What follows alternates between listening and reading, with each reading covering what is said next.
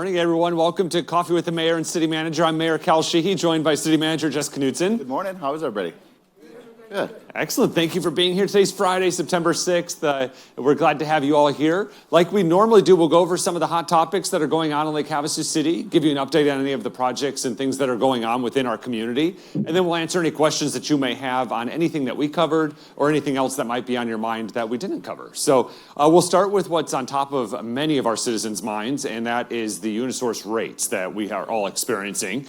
We were shocked, just like our citizens were when they opened up their bill in July and saw sometimes double-digit increases in their utility bills. Sometimes doubling the bill. It was insane. I mean, some of the things that you've either seen on social media or people have reached out to us, it's not sustainable. There's just not a mechanism in which for our citizens to absorb some of these costs. So we've all went to work, but really the work started with two citizens. Ruby and Nancy Dickey started the petition. So if you've signed the petition, you're one of 10,000 people so far who've signed it within our community. It was started by these two ladies that said, no, we just can't do this. It's not going to happen. And so this is really the power of citizen engagement, is these two ladies got together. It's now multiplied. They've had drive-through signature signings. They've had door knocking. They've met at businesses. They've gone lots of places to equate to over 10,000 signatures at this point. But it got the Arizona Corporation Commission to listen. And the Corporation Commission is the body that allowed for these rate increases to occur. So they may say that they don't know that it was going to impact this, and those things may be very true, but nonetheless, we have to hold them accountable because Unisource would not have been able to do this had they not gotten the authority from the Arizona Corporation Commission. So people make mistakes, that's okay. Maybe they can go back and revisit it. We've had some good news happen over the last week. Commissioner Marquez Peterson opened the docket back up, which means that we can now, as citizens, file complaints or grievances or share our story with the Corporation Commission. So we encourage everybody to do that. You can go to the Arizona Corporation Commission, go onto their website and share your feedback. How is it impacting you and your family? And how are these rates not sustainable going into the future? And what suggestions you may have for them to reconsider the rate case. I don't know what the impact's going to be. I don't know if that is a possibility. But we also were able to get Unisource to come to market. So they will be here next Thursday. It'll be at the community center at the Aquatic Center, Thursday, 5 p.m. It was listed in today's paper in this story at 5:30, but it's confirmed for 5 p.m. They'll be here from 5 to 7 in a town hall type series. Again, this is hosted by Unisource. We're just trying to facilitate information and mechanisms so our citizens have access to the decision makers and the people that are impacting the rates that you all are feeling. We also had conversation with Commissioner Tovar, who is another commission member of the Arizona Corporation Commission, to talk about what's occurring and how can we address these. And we've also been able to build a huge coalition within the city of course, the 10,000 people that have signed, plus more are signing today. You actually, if you tune in to Speak Out this morning at 11 a.m., you'll hear the two ladies talking about the work that they're doing and continuing to do. But we've also had Senator-elect Angus has been involved in this process. Senator Borelli has been involved in this process. Supervisor Johnson has been involved in this process. So lots of folks have come together to open up their Rolodexes and their contacts to say, this isn't okay, and what can we do together to make this better? So that is where we stand on Unisource now. I don't know, Jess, if you have any additional feedback on some of the efforts that we've been doing. But again, it was all led by community engagement of two citizens started this and this multiplied. I know many others have helped with the petition as well, but it started with those two ladies. So yeah, just an unfortunate situation that there wasn't any type of notification. Really, our residents learned about this based on their monthly bill when it came in. So obviously, it's a Unisource, is separate from the city. The Arizona Corporation Commission is the one that approves rate increases and adjustments for all private utility companies. They don't do it for government entities, but certainly for Unisource. That's where that vote took place, and hopefully some engagement between our residents and Unisource next Thursday at 5 o'clock will be very, very helpful. And hopefully the Corporation Commission is listening to communities like Havasu and Wabi County and other rural communities throughout the state. So what a large jump, right? Sometimes a 2-3% increase over the course of time, we can kind of absorb that, but I mean, in some cases, 100% plus increases are just really impactful. I mean, that's money maybe set aside for disposable income or for groceries or other things, and it's just very unfortunate. So, but thank you for leading that effort, Mayor. Yeah, the comments I'm hearing from citizens are, it's not even that they don't have disposable income anymore. It's now they're having to make choices between paying their electric bill or buying groceries, or their electric bill or getting their prescription medicine. It's just not okay. So it is hopeful because they open the docket back up. So we know the Corporation Commission is listening.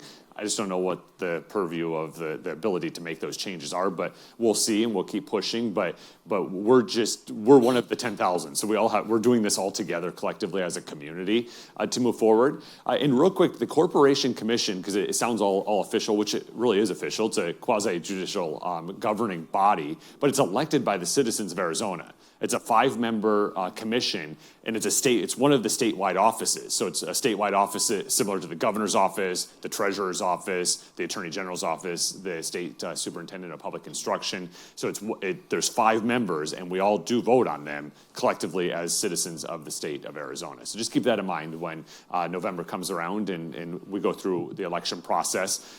The newspaper also did a good job covering the debate that the 6 commissioners that are running for office did on Tuesday. You can watch that. It was done by the Clean Elections? Yes, the Clean Elections Commission. So you can Google that and I'll pull that up and watch that if you want to see what that debate was. Again, the paper did a good summary of it in this morning's edition, but you'll be able to get a better understanding and be more informed on your choices in November. So. All right, we'll move from one hot item to another hot item, and that's on Tuesday. The City Council will be considering a major general plan amendment and a zoning case on Bahama and Bibney. This project has already went through 2 public hearings with our Planning and Zoning Commission, and it's coming to the City Council with a vote of disapproval on the general plan amendment 4-3.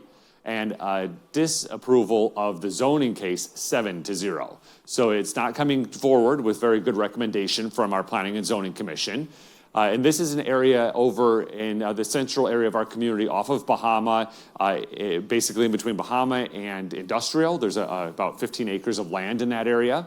And they're proposing to build, at this time, it's changed. Originally it was 5-story buildings, a couple of restaurant sites, a pool, like a surf, like activity pool that would be open to citizens, some community assets that would be open to everyday folks that live here in Lake Havasu City, in addition to these dwelling units that would be in these 5-story buildings.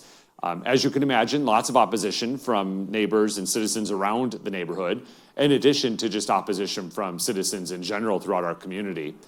So now what's before the City Council is 6 5-story buildings. Now it's 5 4-story buildings coming before Council on Tuesday. Still with the restaurant sites, still with the activity surf pool experience that citizens can go use. I don't want to say water park, but kind of water park-like, an amenity where people can go to a place with a body of water that's more fun than just a swimming pool. And obviously they're going to describe this much better on Tuesday. I haven't seen it yet. I just know the words I've read on the Council Communication and the hearings I've already watched that went through Planning and Zoning. So that issue will be coming before the council. They've also added additional parking. So they tried to take the feedback that they received during the 2 public hearings of the Planning and Zoning Commission and incorporate that into what they're presenting on Tuesday for consideration of the council. So if the council were to approve the major general plan amendment, so that's the first thing that has to happen. If that was to be approved, we then can proceed to the second item, which is a rezoning case, to rezone it from what it currently is, which is it a PD currently? It's REM for like residential multifamily housing, apartments or those types of uses. So with that, up to maybe like 300 units. Close to 300 units is what it's currently zoned for residential multifamily housing. Yeah, so that, meaning that could happen right now. That's just what it is. If someone went and invested their money, owned the land, they could build these apartment homes or condos up to the tune of 300 units. So that's what the rezoning is they're coming in to rezone it to allow for a commercial element to it, which is the restaurants and potentially this activity pool experience, as well as the height is another consideration. So again, it's not coming to the council with very favorable recommendations. I don't know where it's going to go. The general plan amendment, since it's a major amendment, it will require a supermajority of the council. So we'll have to have a minimum of 5 votes in favor of the general plan amendment for it even to proceed. We've heard lots of feedback from citizens. We've again had 2 public hearings already that we've been able to gather the feedback, and obviously we'll give the applicant the opportunity to present what it is that they're looking to do with the changes they've incorporated based on the feedback that they've received already through those public hearings and other things. They've had community or neighborhood meetings and such, and the council will have that discussion on Tuesday. Yeah, plenty of opportunity over the course of the last several months, right? So it's a major general plan amendment change, which requires the P&Z, Planning and Zoning Commission, to look at it twice. They had to do it in 2 separate locations to make sure that was done, and to enhance that public hearing experience and getting that input from the residents. And then it was scheduled to be on the city council agenda, I believe last month. Days kind of rolled together a little bit. And then they decided to pull it off of that agenda, but it'll be appearing on the agenda for Tuesday so far.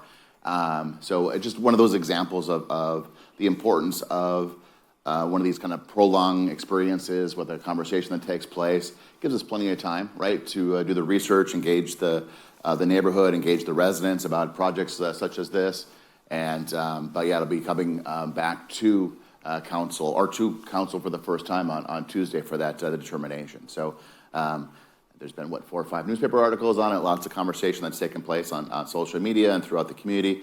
I appreciate that process. It's painful, it's prolonged, because it takes so long for the city to make a decision on this, but that'll come on Tuesday. So that's a good segue into, why does the city even talk about these types of things, and why does it take so long? And so, everything that we do in Lake Havasu City as far as like a land use action occurs through an application process. And so it's never the city moving forward things. It's the owner of the property. Folks have private property rights. And should you, as a private property owner, want to do something different with your land than it currently is allowed by the zoning, you have the ability through a public process to ask for that. So many times you don't see things that are of course, just out of question. So say you live in a single-family residential neighborhood surrounded by single-family homes, and you own a parcel and you want to put a gas station there. So that's just not allowed. The general plan doesn't support that. The zoning wouldn't support that. And so at the time of application, the staff would just say that's not allowed. It's clear in our general plan. And I'll back up just a little bit. So our general plan is a document that is, a 40,000 foot level of land planning within our community. That is about a 24-month process in total, where citizens give input. They talk about a very wide range over a 10-year period of what we would look like. Where should we have our employment uses? Where should we have our recreational uses? Where should we have our multifamily housing? Where should we have all of those types of things? It's then approved by the Planning and Zoning Commission. It's then approved by the City Council, and then it's ratified by the voters at the ballot box as well. So our current general plan will be set to expire in 2026. So this year we'll be starting the new process that we'll be talking about it. But based on that general guiding document that's voted on by the voters, the city staff will just say, hey, you cannot put a gas station right next to your neighbor's house. Like, not happening. So the ones that do come before the Planning and Zoning Commission and City Council are ones that are questionable. So yeah, the general plan supports it. The zoning doesn't support it. So you now go through this process and you go in front of the Planning and Zoning Commission.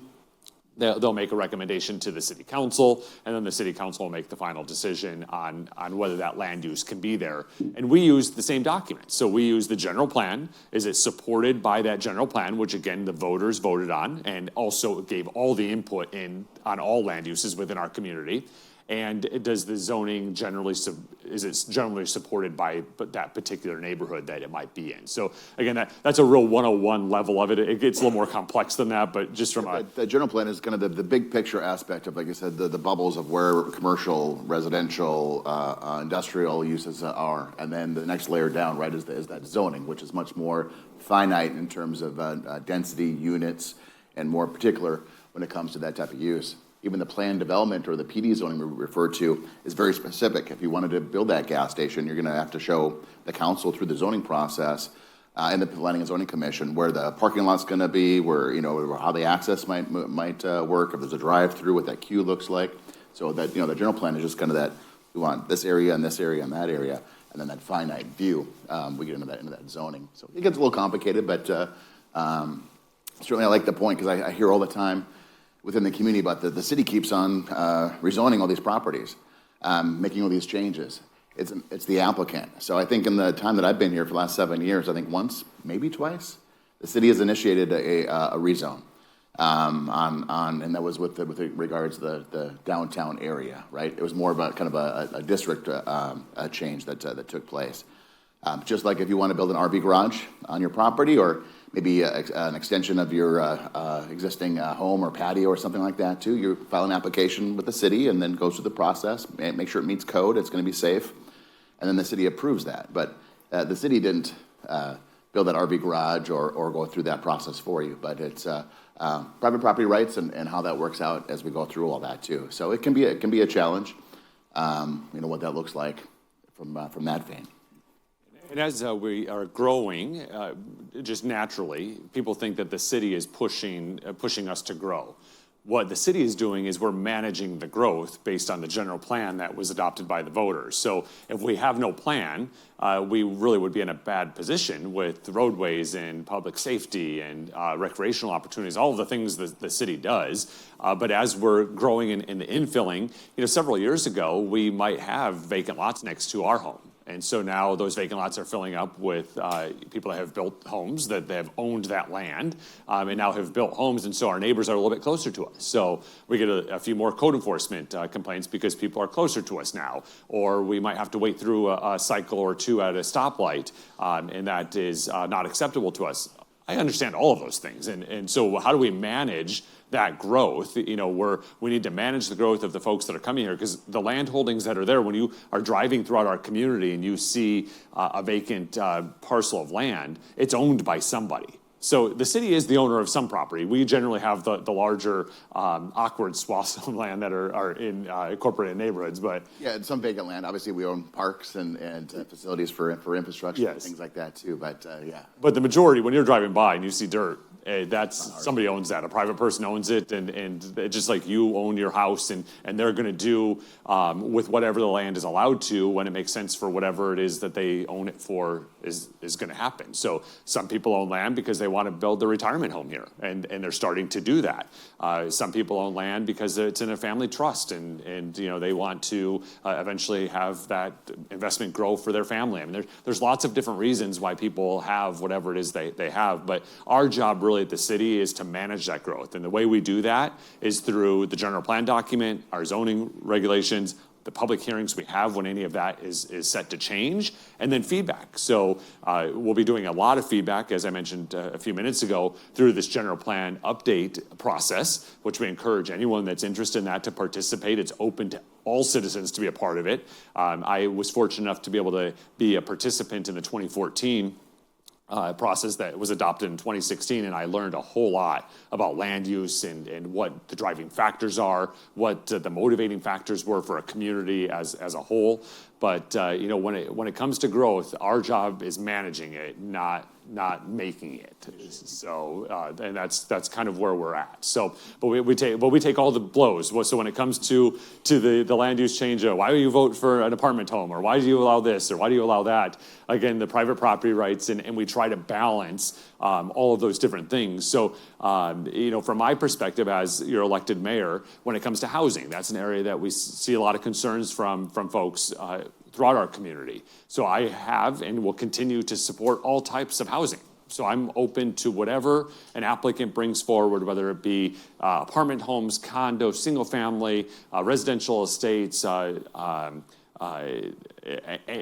home parks, any of those types of things. I'm open to whatever that is because it gives more inventory. So just supply and demand of basic economics, more inventory helps drive down costs, and it also gives our citizens choices. So they just have options on if a mobile home park works for them, or an apartment works better for them, or a residential estate works for them.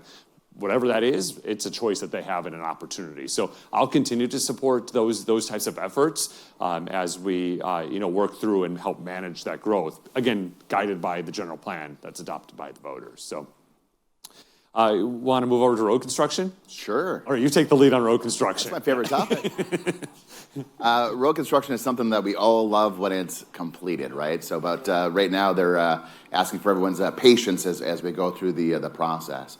So what you've seen over the last couple years, and including this effort that's happening right now, is an additional investment into our streets, into our from our general fund. So this is savings that we've realized as a city in the general fund, and we've taken that money out of there and put it into our HERF, or Highway User Revenue Fund, for streets. We get right around a little over $5 million per year to use on our roads and streets, with 420 some miles of roads and right away and sidewalk and curb. That's not nearly enough. So we've been investing additional dollars into that fund for this purpose. And the feedback from the community, feedback from council is let's keep on planning and to go in that direction. So, but right now you're seeing some of the improvements that have taken place in kind of the downtown area, up and down McCulloch, off of Swanson, and some of the side streets that are seeing some of that construction take place right now. We also had a project that's listed within the CIP that we're going to combine with the existing to make it more efficient. So rather than stop this construction process right now for road construction and then wait and then start another one, we're going to combine the two. So we told everybody we're going to be done in October with this road construction. It'll be November because we're going to extend that project to include the resurfacing of the London Bridge deck surface. We see those crosswalks on both sides. They need some help desperately.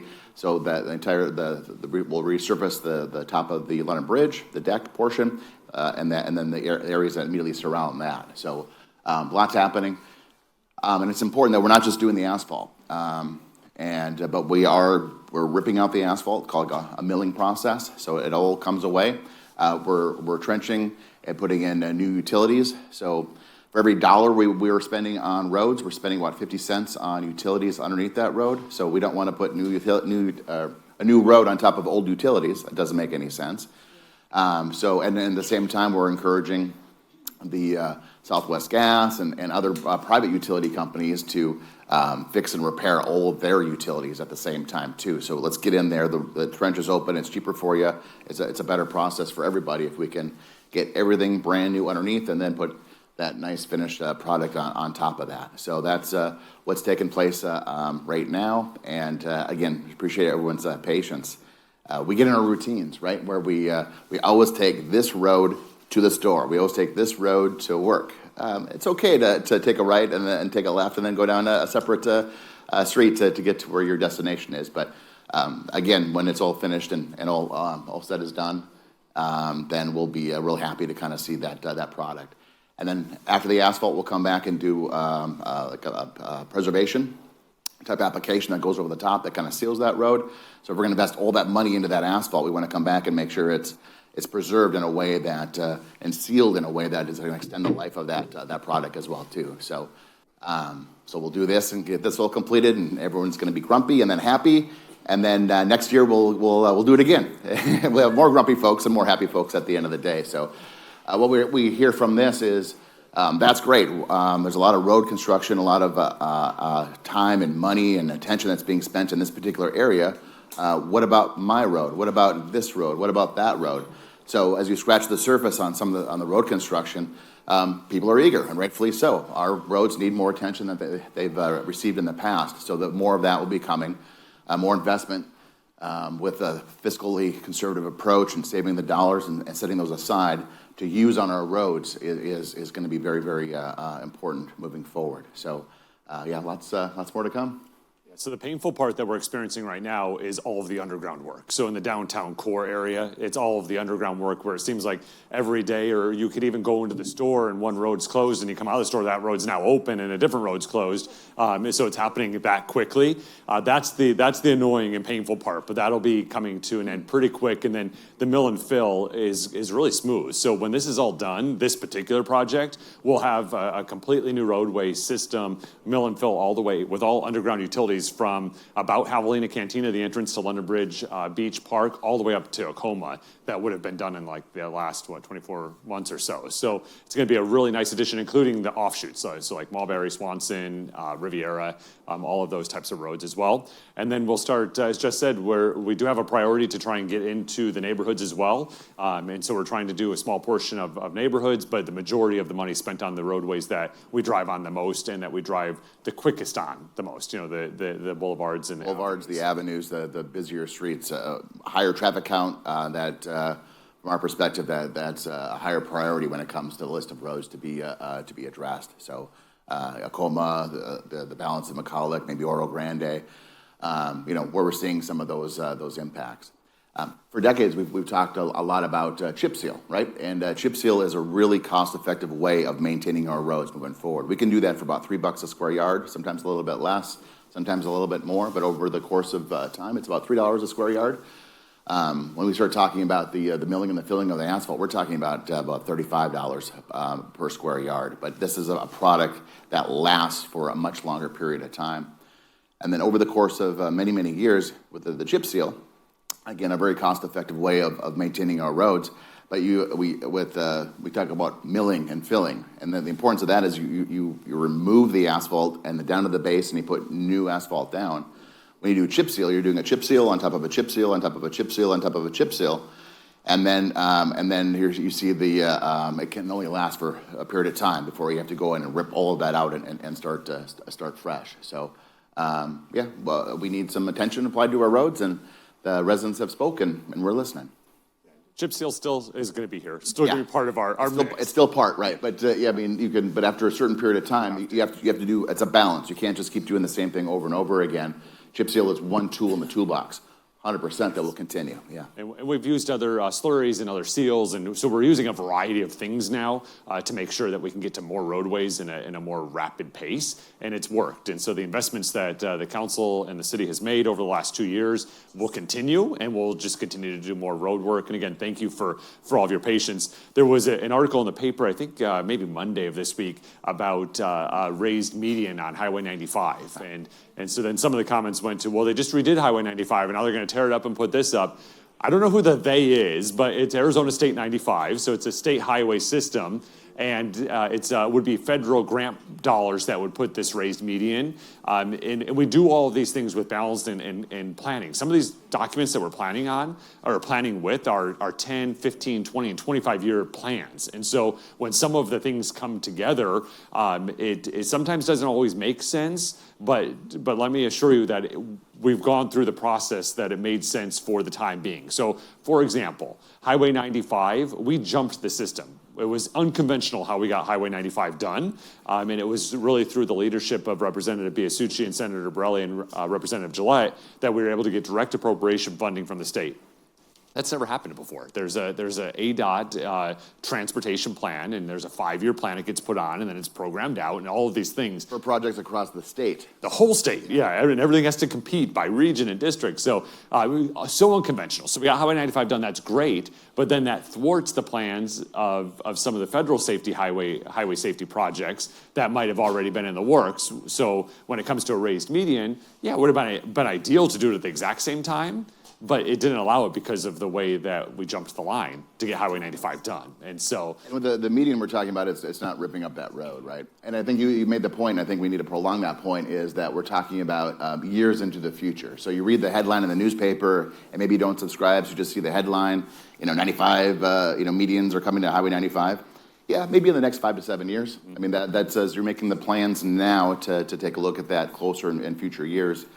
And the medians we're looking at, for the most part, I believe, off memory, is a direct response to some of the fatal crashes that we've seen, most in particular on the north side of the community. So where you have high speeds, right, going in both directions. Somebody either might be a drunk driver, but in some cases you have like somebody with like a health issue. Somebody has maybe a stroke or a heart attack or a condition, and they're veering off into oncoming traffic on the other side of the lane. So a little bit of concrete could save a life. Then that's what the MPO is looking at for some federal funding to come in the next several years to address some of these issues. So we try our best to kind of speed up the MPO process, but it's a very belabored process where the dollars come from the feds, go through the state, go through the MPO. You have to do all the federal studies and in a lot of cases, a lot of that nonsense just to get something accomplished. So we're in the background trying to push that forward as quickly as possible with some of these other projects, whether it's that the MPO pursues. Yeah, so it's easy to connect the dots when you're just reading and thinking like, what are they doing? Just call us. We'll tell you. We'll tell you exactly why it happened that way or what happened, and then we could talk about if it was the right thing or the wrong thing to do. But it's all about balance. And in a community like Havasu, we have an amazing charm and the small town feel because of some of the land uses around us. So we're surrounded by state trust land or federal BLM land or the wildlife refuge areas, and so because of that, we know what our community is going to be, but we also are at the whim of some of their things. And so the only way in and out is through a state highway system that the state controls. And so, of course, we have some influence, but, we have to work with all of these different partners to do lots of different things that we're doing in our community that we don't really necessarily have the jurisdiction to do or the ability to do. So one of the other things that I think the MPO is working on right now, too, is some locations and some funding for what's called speed feedback signs. So as you drive down the road and you got the solar sign that starts flashing at you because you're in excess of the speed limit, it kind of maybe a reminder to some, maybe a goal for others, but that they do work, and as that reminder for most of us that are trying to be conscious on the roadways and trying to be safe and respectful to the other motorists that are there. We're going to see more of those speed feedback signs popping up through the community over the next, call it 20 months or something like that. So. And the research does show it slows you down when those feedback signs come. So we'll transition over to a new software application that the Development Services Department here at Havasu City recently launched. It's called Main Star, and it's a land management software that will be able to manage all of our building permits, all of our special events and special event permits that come through. And we're working with them because our existing short-term rental software, it's working, but it's not ideal. And so we're working with this new company to basically customize a short-term rental process that works directly for our operations here in Havasu. And if it's successful for them, it could be duplicated in other areas. But we're concerned about a custom program allows us to manage the registration process, code enforcement, and police response for our short-term rentals as well. Which is amazing. So we're going from a green screen, so if anyone remembers the DOS green screens, that's what we were managing land on, to this, and then we're also able to take now this one software platform and incorporate the two different applications with short-term rental, management and enforcement, special events, and land use. One of the really amazing things at this point for homeowners and landowners is that if you have a permit that you've applied for with Havasu to build a pool or a casita or a house, and we go out and do an inspection, we'll be able to do it mobily. So we'll be able to do the inspection right there at the area. The general contractor will get notification of the outcome of the inspection, as well as potentially the homeowner or the permittee. So really amazing, innovative software that will speed up the process. And again, we're going from green screen to this, so it was a bit of a transition for our IT department and our development services team. So if you've interacted in at the front counter of City Hall with those teams over the last month or so, thank you for your patience with them, but they did an amazing job. I literally heard from two people that it was an issue, and it was an issue of 4 days that was delayed because of a software complication they had. A couple migraines and a few headaches that occurred on the staff side to get that all accomplished. When you mentioned green screen, so we're talking about a black screen with green letters that have a menu, and if you want to continue through that menu, hit F3 or F6 or F7. That's the software that we're utilizing at the city to process through building and zoning permits and so forth there. We're doing this to be more efficient on the staff side, but more so we're doing this for a better customer service experience for those that interact with development services and the functions and services within the city. So we're trying to improve that process the best we can, quicker turnarounds in terms of inspections, plan reviews, and any other services that goes along with that. On the internal side, our ability to connect when we get an application, rezone or otherwise, we're bringing in the engineering team, police, fire, and the planners and others in the city that are impacted by that particular request, so we know exactly what we're looking at before we proceed to maybe a planning and zoning commission or certainly to the city council level. But yeah, all those things are taking place. There's for the first time in Havasu, other cities have been doing it for a long time, but we're going to accept digital plans. So plan sets that come in, you don't have to have the paper and the pen to deliver it. So that's important. And for those that maybe find that process maybe a little bit scary, technology is not necessarily their thing, come to the counter, have a conversation. We'll still accept the plans and the applications that we did previously, but we're also trying to create another process that's where we can be much more responsive as a staff to the needs of the residents and the building community. All right, we have 3 projects we've talked about several times during Coffee with the Mayor and City Manager, but we'll give you an update. All of them are kind of following the same process of the CMAR, which, Jess, if you want to talk a little bit about the CMAR, it's the second bridge, which is coming up.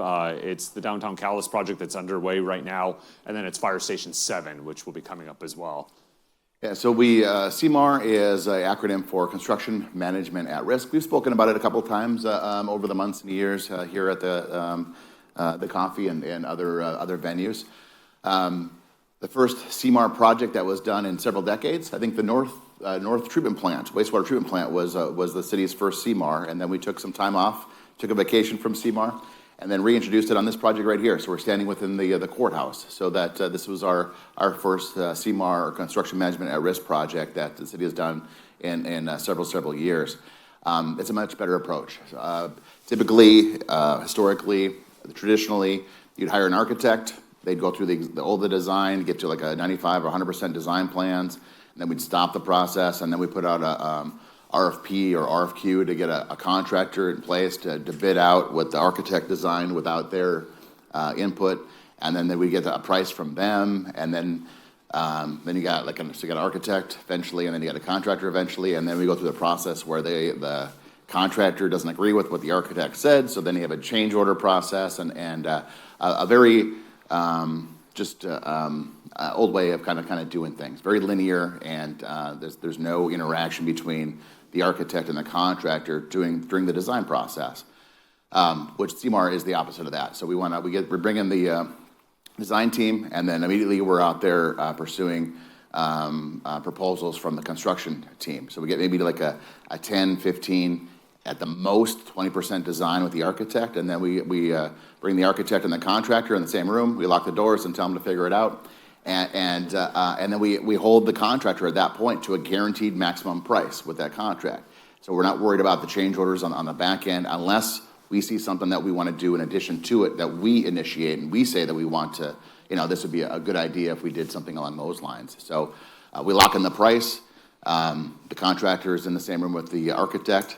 Sometimes architects don't like 90-degree angles. They want circles and beautiful things here and windows and mirrors.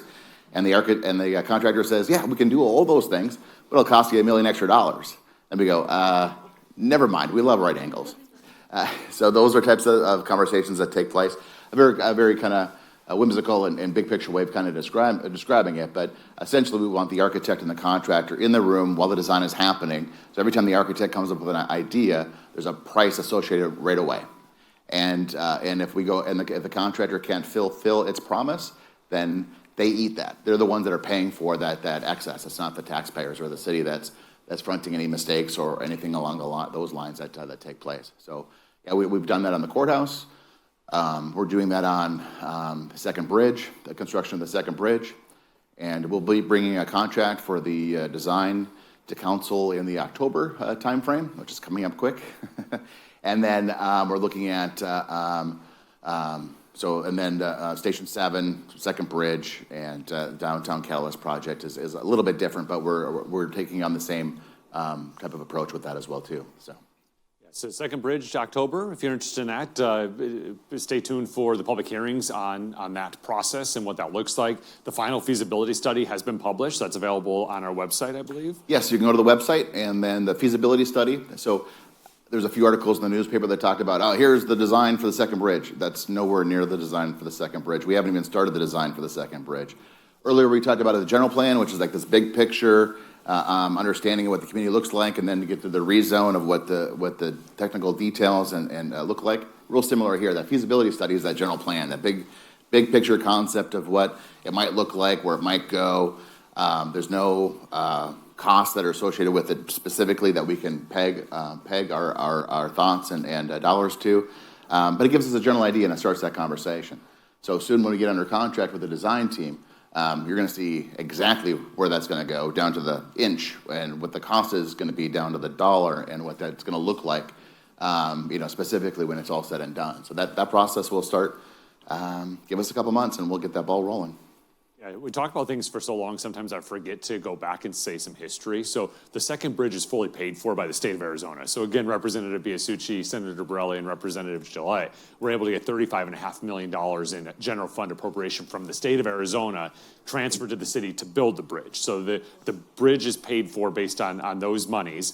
And the feasibility study was done because the prior legislative session, $200,000 was set aside in a Senate bill for us to do a feasibility study because they weren't sure if they were going to get the $35.5 million that next year. So we had to do the feasibility study to comply with that Senate bill to get the $35.5 million. So hopefully all of that makes sense, and I didn't muddy the waters there. But we hear a lot of times, we don't need the second bridge, or who's going to pay for it, or all of those types of things. It's paid for. Now, arguably, we're paying for it. We're citizens of the state of Arizona. So the $35.5 million did come from the general fund, which obviously we pay into. But it did come from the appropriation of the state. Just knocked on wood because the feasibility study says $35.5 million is enough for the bridge and the roadway improvements. But until we go through the CMAR process and you actually get hard bids from the people that are going to do the work, you're not 100% guaranteed until the contract is signed. So we'll still go through that process. But again, bridge is paid for. The feasibility study was a condition to get the money. And we'll have more conversations as we go through. I just want to give some of that background because sometimes people are just tuning in that might not have heard our previous conversations about the bridge and what that is looking like. The configuration is coming off of London Bridge Road, going across the channel in that area, and then runs adjacent to Crazy Horse Campground and connects back in very generally. Of course, all the details will be ironed out through this process, as just mentioned earlier.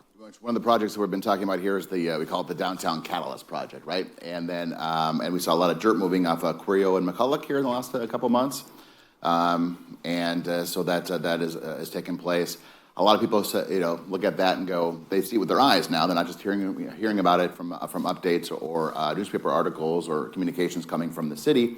What is that? And then we say, what's a Downtown Catalyst Project? We've been talking about it for several years. And they go, what's a Downtown Catalyst Project? Since 2016, we've been talking about 2016. Yes. The name Downtown Catalyst Project is not a good description of what we'll see at that location. So we've heard a few people kind of just generally talk about like a event space. So event space is what essentially what we can describe it as in just two short words that's happening there too. But essentially we've had a lot of events that have taken place at Curio and McCulloch.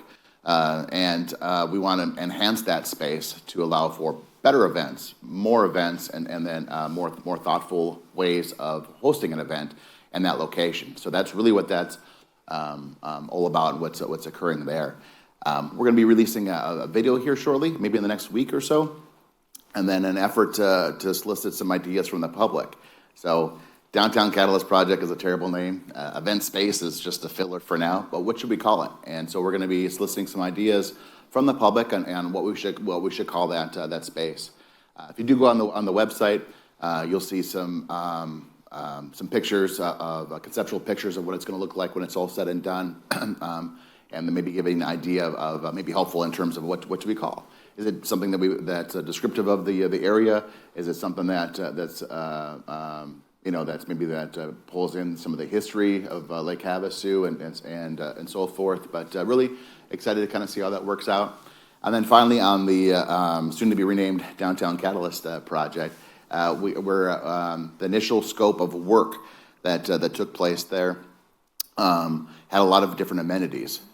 We intentionally did not identify a restroom for that area during the initial scope of work, but the plan is to have a restroom at that facility. So sometimes when you're working at the home, maybe home construction or doing certain things that you have, you get a good price and a good understanding based on your funds and budget of accomplishing this. But that piece, if we do it a little bit differently and put it over here for now, maybe we can save some money and do a little bit better job. So we didn't include the restrooms in the initial scope of work, but there will be restrooms. 100% will be restrooms that are located on that space. So there's money in the budget that's for it. We've engaged and talked to the Partnership for Economic Development. We've talked to Lake Havasu, and there are funds available for restrooms on that project. And even talking about maybe some type of like a building with that houses restrooms, but also houses maybe some storage for the parks maintenance team, and also maybe a small area for concessions, where if somebody's hosting an event at that location, that they have some immediate permanent tools and resources they can use to host that event and sell a soda or a burger or something along those lines. And we've talked about the downtown Catalyst area before the dirt was moved, and we said, all of the events that happen there, the art festivals and the fairs and the vendor markets, all of the things, we would talk about, the topography of the land. And, it appeared to be a very flat lot, and we used it for several things that looked like flat things were occurring on it. But if you had a stroller, a walker, a wheelchair, it was difficult to make it up on the topography of the lot itself. 880 tons of dirt were removed. Dump trucks. Dump truck loads. Yeah. 800 plus dump truck loads of dirt were removed from that site just to make it flat. So it just goes to show, it really wasn't that flat now that you think about it. So, a lot of dirt was moved from that area. Jess mentions it as an event area. The original intent in 2016 through the America's Best Community process, which started this whole thing, was a downtown gathering place. How do you bring folks downtown that can not only go to the boutiques and the shops and the restaurants and the things, but also just gather in that area, have events and have a chat, or bring your family down.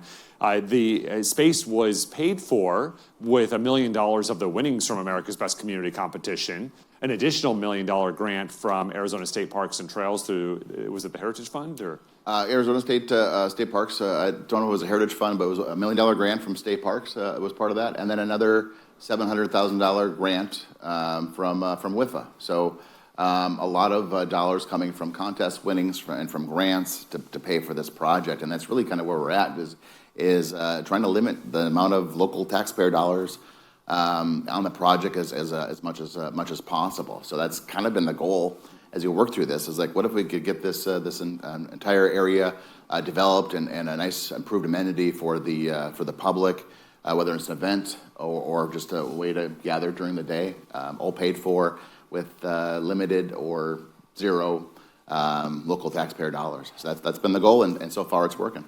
Yes, over 90% of what we're doing is already paid for through those processes. And more to come as we continue to work on that. This downtown gathering area will also be similar to all of our other parks and park amenities in our community. As the users get into the area and start using it, we'll start enhancing it either through partnerships with those organizations or by citizen feedback. Rotary Park, when we first started, is not what Rotary Park is today. And so we had lots of amenities that have been added over the years through different partnerships or organizations that have been a part of that. It's a great point, right? Because they see the vision of a new park, a new space, and that's it. Well, Rotary Park looked a whole lot differently than it did now. You add to it, you increase it, you improve it over the course of years, given a response to the demand or what residents want to see or how that space works. So, even though what we see at the end of this project, it'll be different. It'll look different in 5 years, in 10 years, and certainly 50 years from now, right? Yeah. All right, we have one last topic to talk about before we open it up to your questions or comments or feedback, and it's e-bikes. So e-bikes are very popular these days, and there's lots of folks that are using them.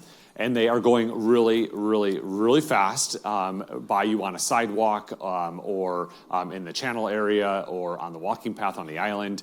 And so we will be addressing that. So state law has specific statutes as it regulates motorbikes, we'll call it. And many of these e-bikes are motorbikes according to state statute. And so folks are going to the tune of 35 plus miles an hour in these areas. And if you're a pedestrian or a walker, a skateboarder, a scooter person, and you have one go by you, the wind catches you as they go past you. And so we've received a lot of complaints. We also have had a real large influx of school-age students purchasing these. It's a great economical way for students to get to school and otherwise get around the community when their parents are working or otherwise not available to take them somewhere. But we've had some accidents occur, and so we're working on a multi-pronged approach to e-bikes, and we've been working on it for several months. But it's complicated because of the way state law is written and how it regulates motorbikes and then what these e-bikes are. And so we have a variety of things that we'll do. One, the chief of police, Troy Sterling, is looking at changes and adjustments to the code, so some minor adjustments to the code to bring clarity to that. In addition, we'll use our school resource officers, they're police officers that are focused on the schools, to help educate our school-age children on proper use of the bicycles and those types of things, and just common things.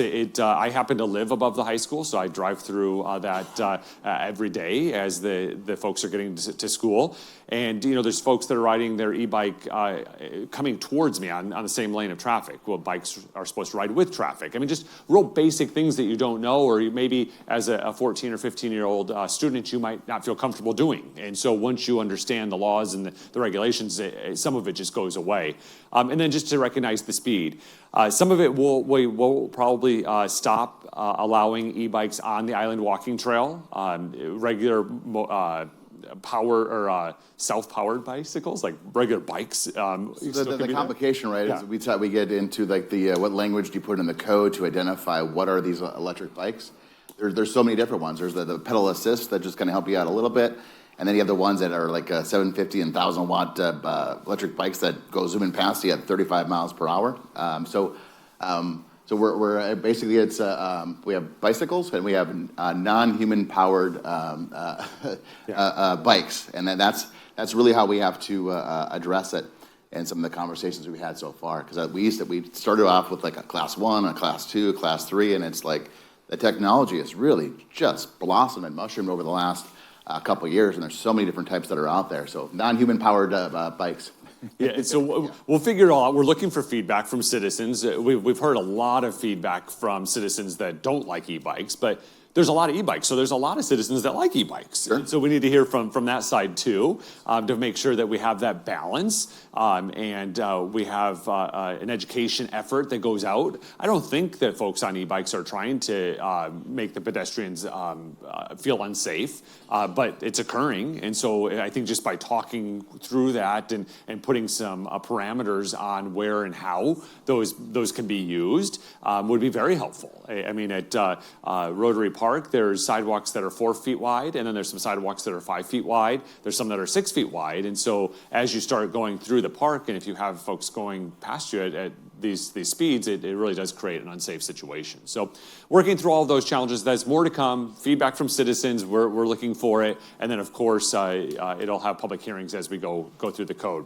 You mentioned the island walking path, and then the other conversation is the channel area, right? The Bridgewater Channel area, and so we've had a lot of concerns and complaints and feedback from the community that maybe are walking down the channel area, and then with either you're surprised, maybe you're elderly, maybe you have a toddler with you or pets, and then that whole process as somebody goes whizzing by you at 20 plus miles per hour can really scare somebody or put somebody in a bad spot. So a lot of conversations. None of this is settled, but we'll be looking at maybe the channel area, island walking path, and then as far as restrictions or doing something there as a proposal, right, for the community to consider, as for the council to consider, and then When it comes to sidewalks and streets and all of that, it gets very, very tricky very, very quickly. These are vehicles or bikes that are not registered by the state of Arizona, even though they're operated like a moped or even a motorcycle. So do they belong on the sidewalk? Do they belong on the street? What if it's a 12-year-old? Does that 12-year-old belong on the street or the sidewalk? And so there's a lot of things that are associated with that too.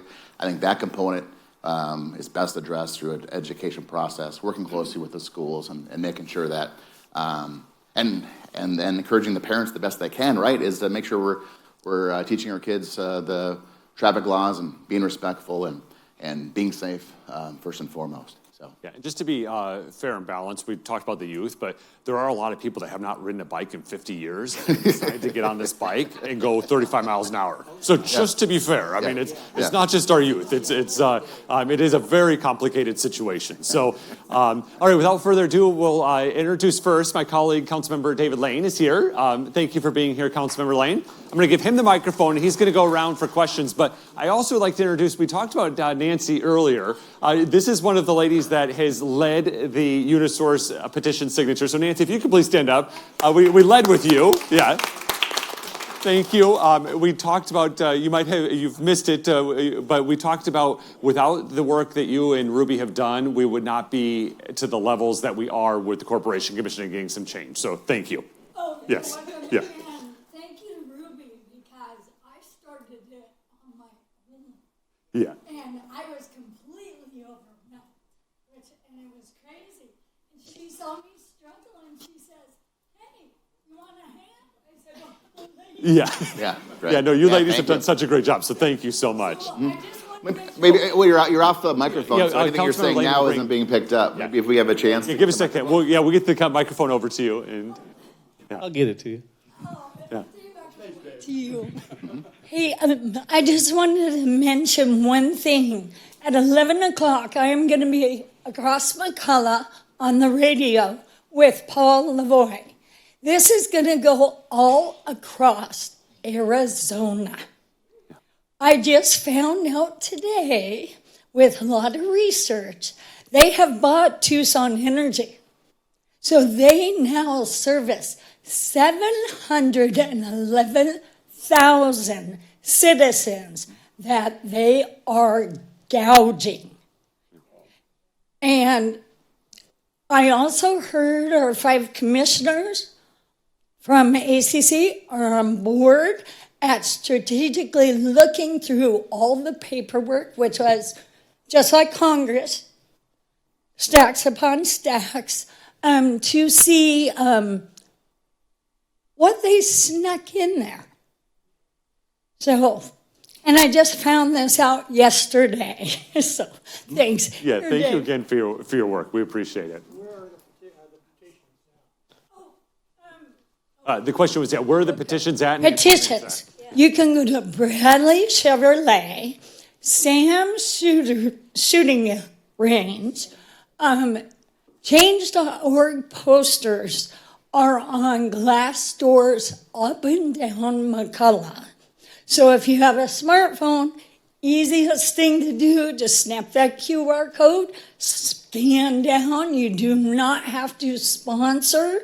You can still sign the petition without sponsoring. Let's see, IV Hydration of Mesquite has petitions. Gosh, there's so many businesses. Inspired Church, you can walk in, and Chevrolet walk into the parts department. And the senior center, I completely forgot. Yeah, Ruby and I ran in there and said, please, please, please. Yeah. Oh, Sam's. So It's right around the corner. You got that. Down the yeah. Yeah. So you can follow us on Nextdoor. There is a list that has been posted on Nextdoor of everywhere you can sign, including change.org.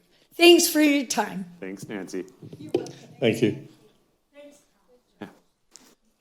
Bradley Chevrolet was the first one, she said, the parts department.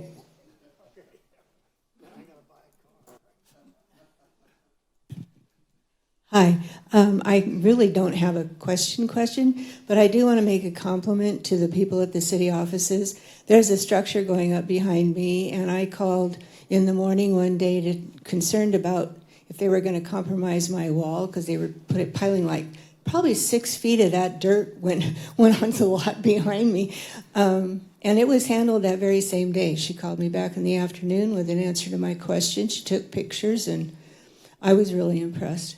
And folks, if you ever think we have a lot of traffic in Lake Havasu, I travel to Nevada and Southern California and Phoenix, Gilbert area frequently. Just take a little jaunt out of town and come back and enjoy our quiet traffic. Yeah.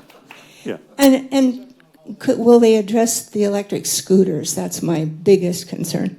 Yeah, thank you, Kathy. The great point about city staff. So if you have a concern within our community, just call us. There's lots of ways you can reach out to us. Go to the website, lhcaz.gov. There's several ways that you can engage with us through the website. Call us. We all answer the phone. Most of our field team is out in the field in the morning and returns calls in the afternoon when they return. But they'll be able to assist you. Or download the Lake Havasu Now app on your phone. So just go to your Google Store or Play Store, whatever type of phone you have. It's like Havasu Now. You can, any concern, question, you fill it out right there, send it in, it automatically goes to the department it's supposed to. You can take a photo of the issue that you might have, and they'll just address it, and the app keeps you in touch of how the outcome is happening. So, or if it's convenient for you, walk in the front door, and then regardless of what your issue is, come to City Hall, and we'll be there to respond to your questions, concerns, and provide information. Yeah, we're here to serve, and yes, scooters will be part of that same discussion. Yeah. This is for Jess. We talked about several times here and other places about the highway. Industrial was on my peeves, and I see nothing's happened from Macoma to 95. And all the construction was at the far end.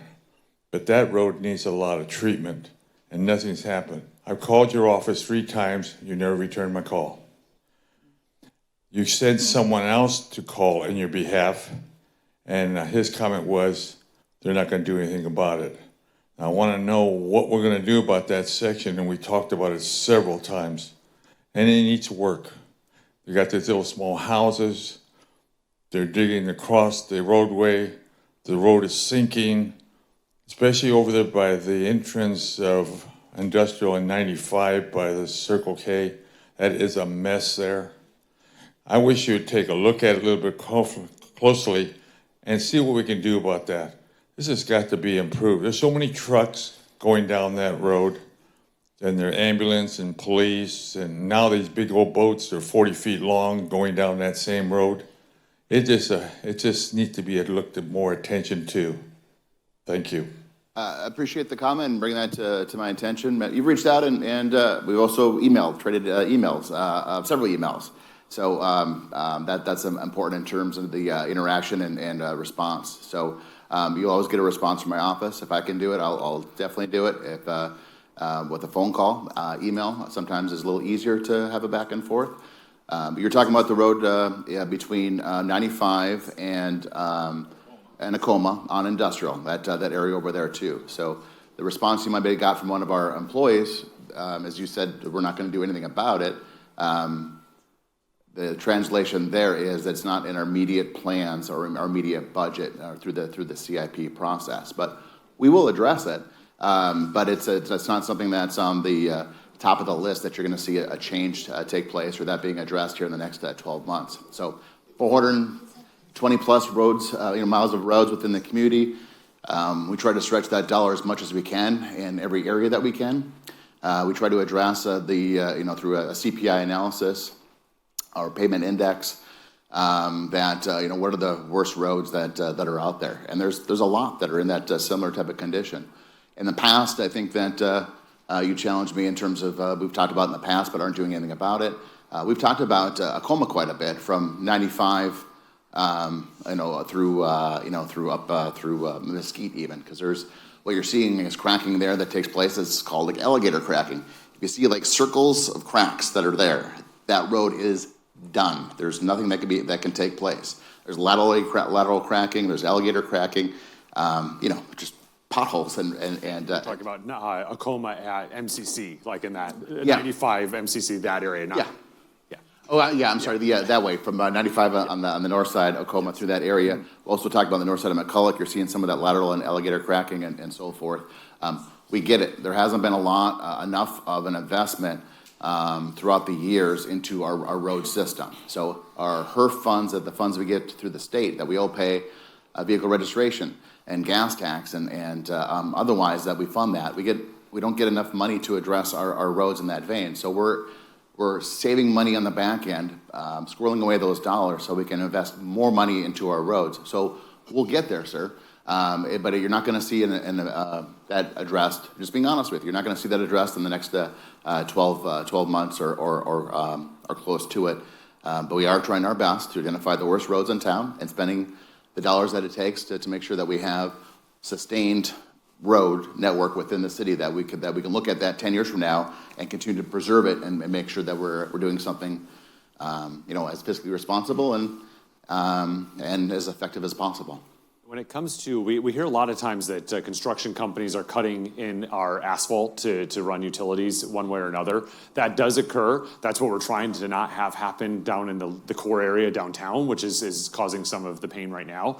But what happens is we allow them to cut that out, drive the utilities, do a cold patch, which does sink and create, but they have to come back and pave it correctly. And so generally what they do is they save them up over a period of 60 days or so, and then they come back and correct them. So if it's been longer, Dave, than 60 days or so, the particular crack that you're talking about, come see me afterwards, and we'll make sure that we get that contractor to. That's those lateral patches that you see. So maybe a new home goes in, so then the main water line, the main sewer line runs down the street. So then you see a lateral line that's got to be dug and trenched through the asphalt to the road to connect that new house or that new connection that's taking place. So those lateral connections. That's why you're driving down the street, you'll see maybe a 2 foot by whatever length that's going to be to get to the side of the road. Is the initial cut there is put back with a temporary fill, a cold patch that takes place, and then we get enough of the need for enough of those patches to take place, then we pay to fire up the asphalt plant and then get the hot mix and then go back and look at those areas. If you see something that's been there for longer than 60 days, as far as one of those lateral patches, and it still has a cold patch and it's not smooth across the top, let us know so that we can add to the list and we'll correct it the next time we order a hot mix. I think on the e-bike issue, you're focusing a little bit in the wrong direction. I'm an e-bike driver and car driver and a walker, and I've been down on the channel, and some of the bicycles are just as fast or faster than e-bikes, but are causing the same problem. I think you have a speed issue where you have pedestrians and wheeled vehicles, whether they're motorized scooters, e-bikes, regular bikes.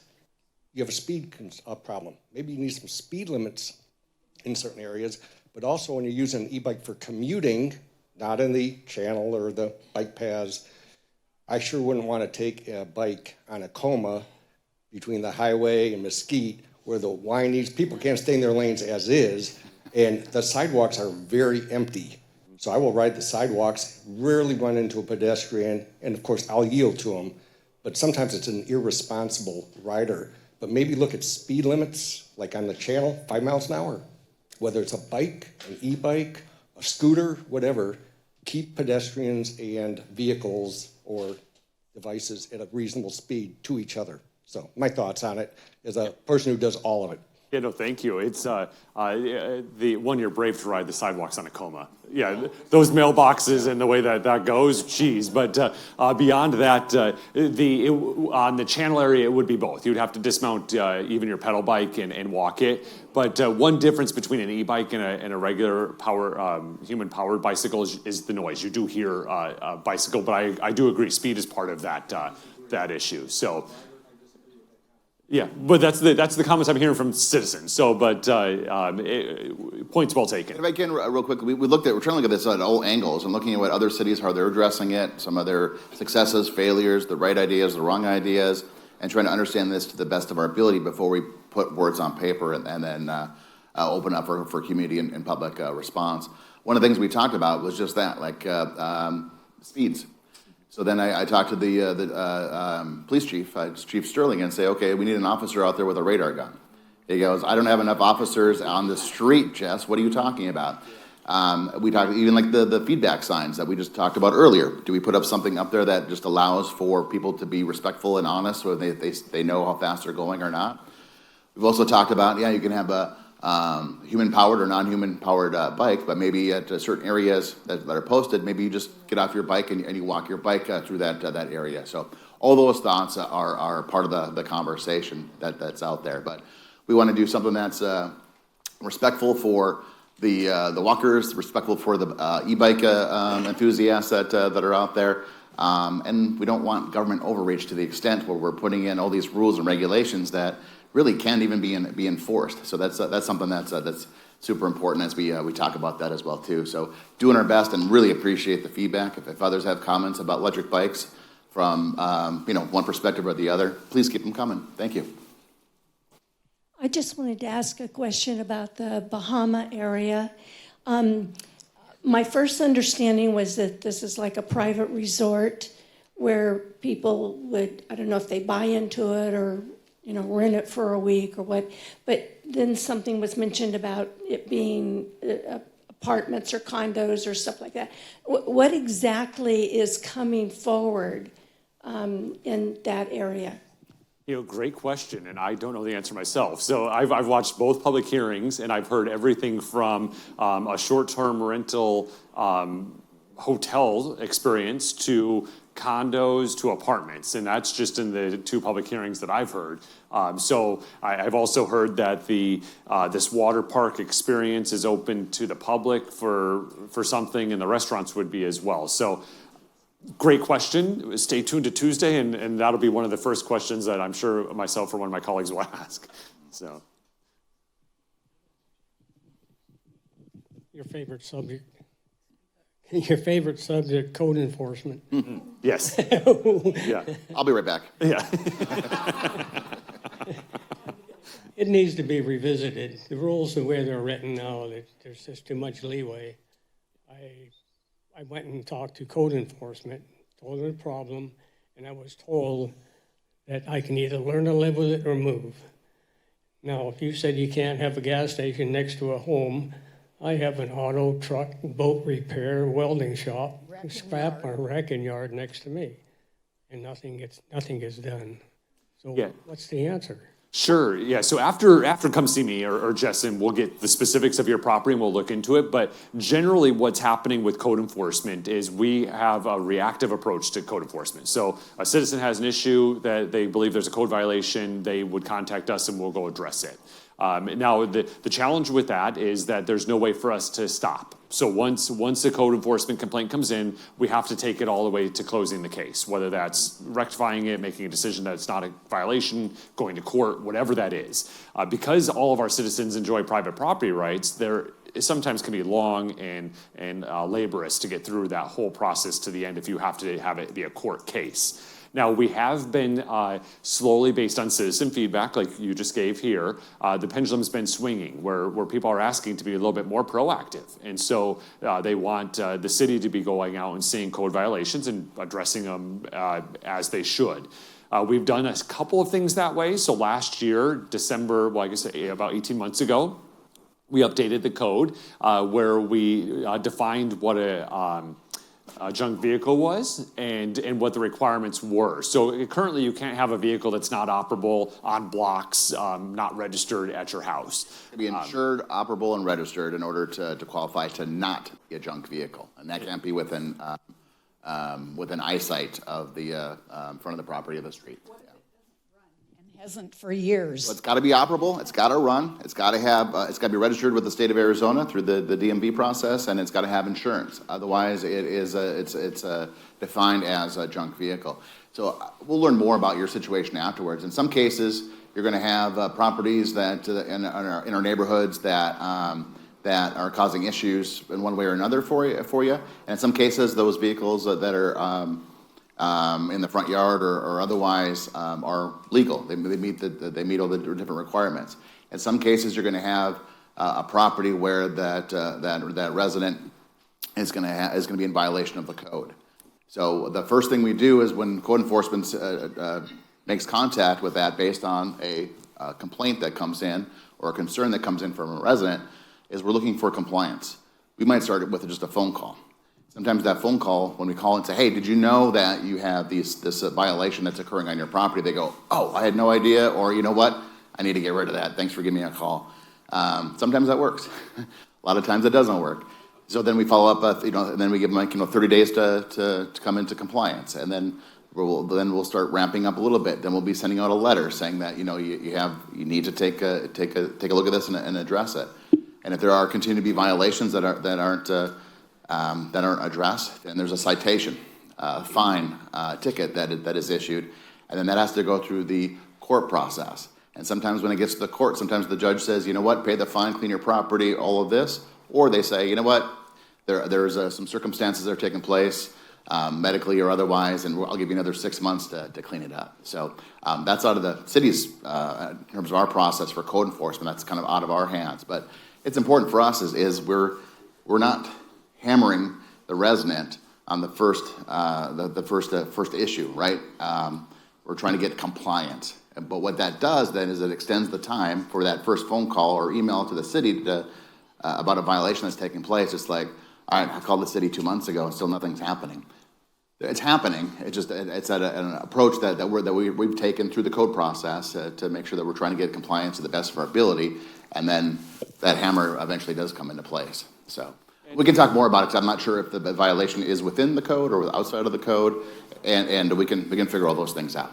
And also, change is hard. So when it comes to code enforcement issues, as we talked a little bit earlier, as we're infilling, there may be a resident that has lived here for 40 years, and they have restored cars and created and collected things that are of value to them, maybe junk to you, that are now an issue and never were an issue. And so when code enforcement gets involved, because it's all reactive based on a complaint, they're like, well, I've been doing this for 40 years. What are you talking about? And so, now we have an issue, and now you've been in violation this whole time, but because we're reactive, we're now addressing it, and we have to do it. So again, change is hard. That does occur in certain circumstances, and so we address each one based on the code. But again, afterwards, come see us. We'll talk about the specifics of your and case. then Denise and our entire code enforcement team do a really good job.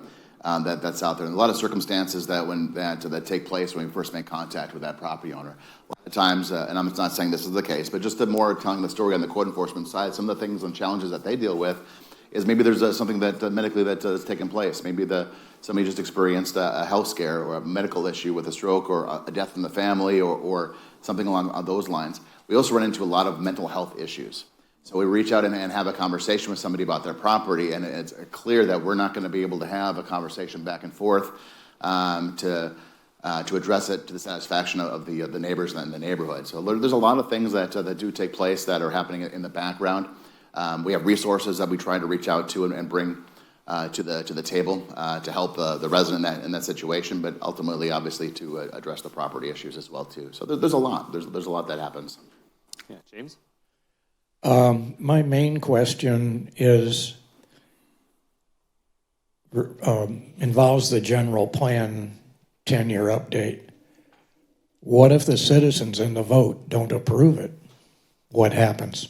Yeah, great question. And I think we talked about this last month. When it comes through the process, the plan that's put forward is a citizen-led initiative. I mean, so the citizens are making up the technical advisory committee. They're the ones that are bringing forth the ideas that are updating the general plan. And then the general plan goes through a public hearing process through the Planning and Zoning Commission and then through the council. So we have not ever experienced that, but should it not pass, just technically, like to answer the question technically, then our existing general plan remains in effect. And we do it again until we get it right.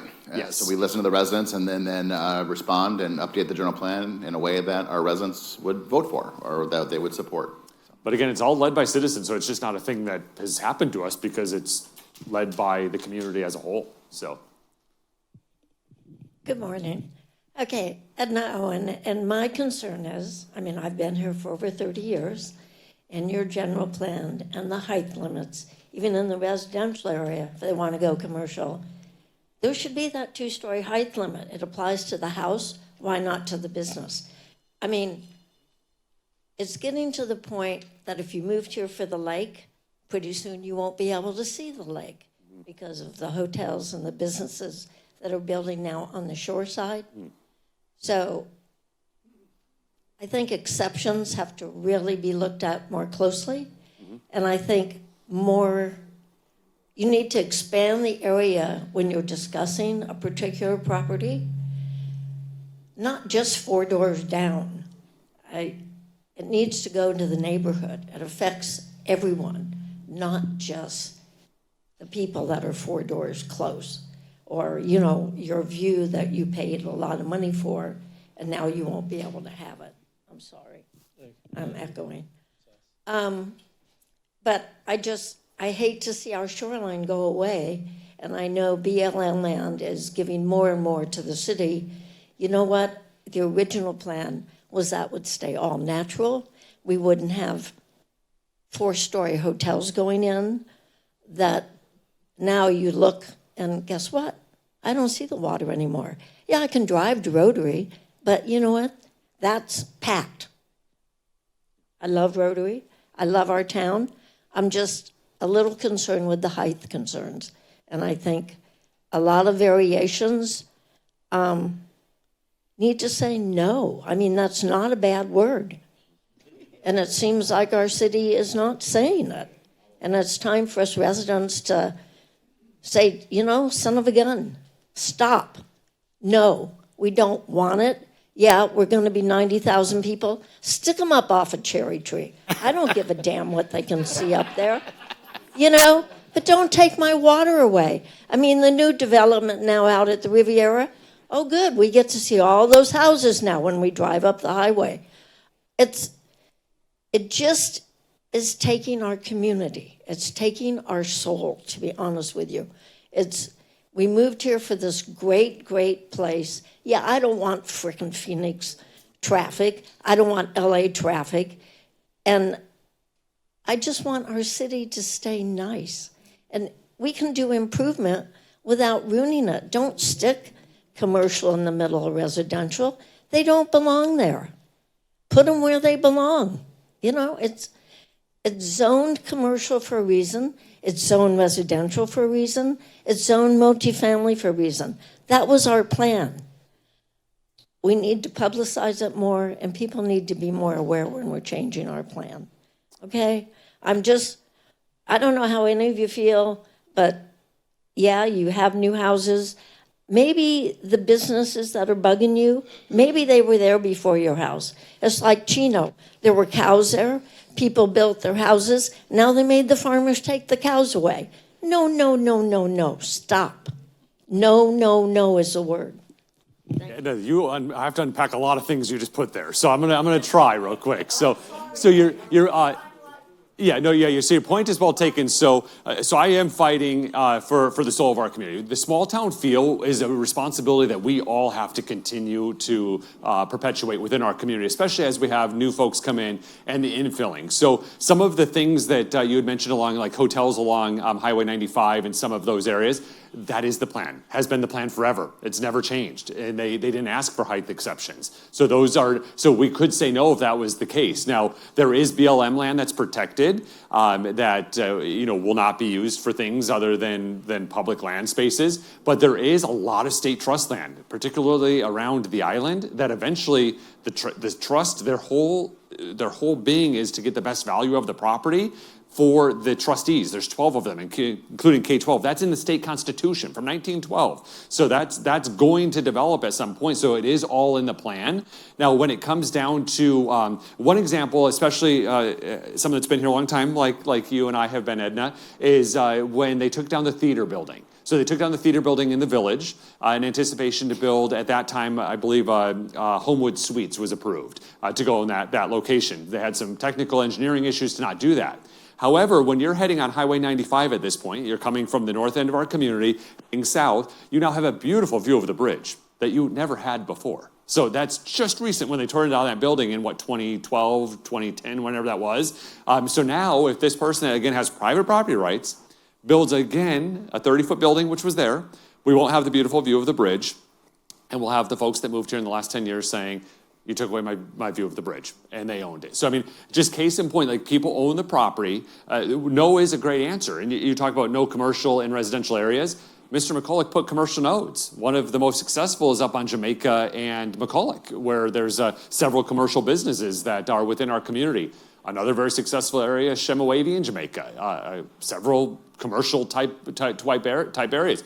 It has always been the plan, but as we're infilling and as the need arises, that's where it's at. And so when it comes to height, the views, that was zoned medical from day one. And so that's why they were able to go 4 stories. That's on Swanson and Acoma in front of ASU.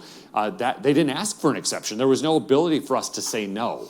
And so, yes, I believe that folks should familiarize themselves with the general plan and our zoning code so that they understand what that is. But when it comes to the fabric of our community and the small town feeling, that is up to each one of us to continue to ensure that we keep that alive. And I have faith in our citizens that we're going to do that. We've done it through this growth spurt. We've done it through the growth spurt in the 1990s. But I feel what you're feeling too. But that we've got to do the work to make sure that we envelope in our new folks and let them know what the culture and what the fabric of our community is, where we help each other, where we do what's right for the citizens as a whole. You and I will talk after, get to specifics. We're coming up against the clock, but I'll give you specifics. It's all available on our website for those that are watching at home, lhcaz.gov. Yeah, Joan? Good morning. First, I want to thank you, the city, for helping get the community talking on the Unisource situation that's there. But I was wondering, has there been any other power company approaching the city about possibly wanting to come in, or have we tried to approach any other? Only because competition helps drop rates sometimes when they do that. And is there anyone that's of interest in that area? Yeah, great question. Yeah, so the Corporation Commission actually exists to manage the monopolies that are the utilities. And so they're regulated in which the competition is not allowed. And so they have the service area for us. And so that's not the ability. Unlike what we did with broadband and cable services, that was an amazing feat that we were able to bring in additional choices. All the prices went down and all the services went up. We don't have that same ability when it comes to utility. Which we did on a couple different aspects, including Corporation Commission regulates the territories and the rates for EPCOR, which provides water service throughout the country, in particular a lot of areas in Arizona.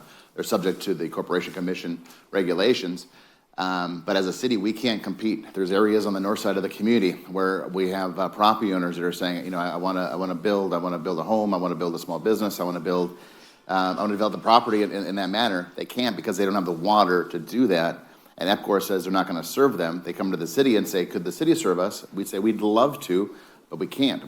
Literally can't cross that line to your property because of the way the rules are in place. So that's same as Unisource, same as EPCOR. Yeah, so our neighbors in Desert Hills, who on their mail, it says Lake Havasu City, so they believe they're part of the city, but they're not.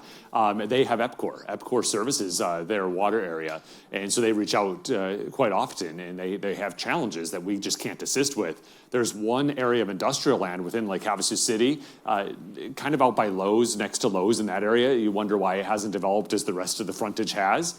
It's in Lake Havasu City. It's proper, but our water service boundary is not that. So that little area is EPCOR water service, and they have not taken care of. Our municipal boundary, but it's not in our water service area as dictated by the state. And so it's a big challenge because we have businesses that want to relocate, and when the businesses come, it brings jobs, and so it employs our staff, and we've worked every which way to try and make for years. So. All right, our time today is up, but we do encourage you to come back again next month, the first Friday of each month. We have a couple of things. Today's the first Friday, so that's why it's Coffee with the Mayor and City Manager, but it also will be first Friday down on McCulloch. So if, they're bringing it back for the season. So if you want to come on down, that would be fantastic. On McCulloch Boulevard, you'll see artists and vendors and community and all of those types of things. And then on September 11th, we'll be having our community ceremony to pay tribute to those folks that were impacted as, well, all of us were impacted as a country by 9/11. But it'll be at 8:15 down at London Bridge Beach Park. So there's the 9/11 memorial down in that area. It's earlier than normal because it's we've learned over the years the heat. So it's 8:15. So please make your way down there next Wednesday, September 11th. We would like to invite the entire community to participate. It's a beautiful, beautiful ceremony that takes place there, and we need more people down there to never forget. And one of the best things that started last year and is going to be enhanced this year is we actually televise it into the classrooms. So the students are able to watch the ceremony as well. Some of the schools bring some of the high school students, the choir, and I believe some of the band members might come. Also the Catholic school, some of those students generally come as well and are there in person. So again, September 11th, Wednesday, London Bridge Beach Park, 8:15 in the morning. We'd love to see you there. And then before, fun facts might be Yes. coming up next. Councilmember Lane just put the QR code for the petition for the Unisource rate concern. That's in the back of the room. So the QR code's back there if you want to sign that electronically. Yeah. And then First Friday is Perfect. tonight too, right? Yeah, First Friday as well. So, all right, so a couple of fun facts. So the Lake Havasu Fire Department's ambulance transport from June to August of 2024, so over the last 2 months, 3 months, out of there was 686 transports. We talked about that last month when we had Chief Plofis with us at this. 636, 93% of those were done transporting Lake Havasu City residents. So people that lived here versus 50 that were done transporting non-residents, maybe folks that were visiting or otherwise. So it's just a snapshot of those two numbers. But again, 686 transports. It's outpaced our projections. Roughly 9 a day is what we're transporting right now. So had we not had this program, imagine with those 9 citizens, the wait times would have been much longer. A couple of building stats, single family for July. And this year we had 15 permits. Last year we had 21 permits.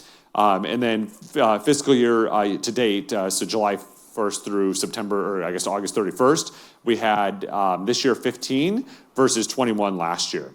And then our schools back in session. Again, we talked about that last month as well. But we have 484 kids are registered in our after-school program that is run by our Parks and Rec department. It's the largest registration that we've had in several years, so that's fantastic.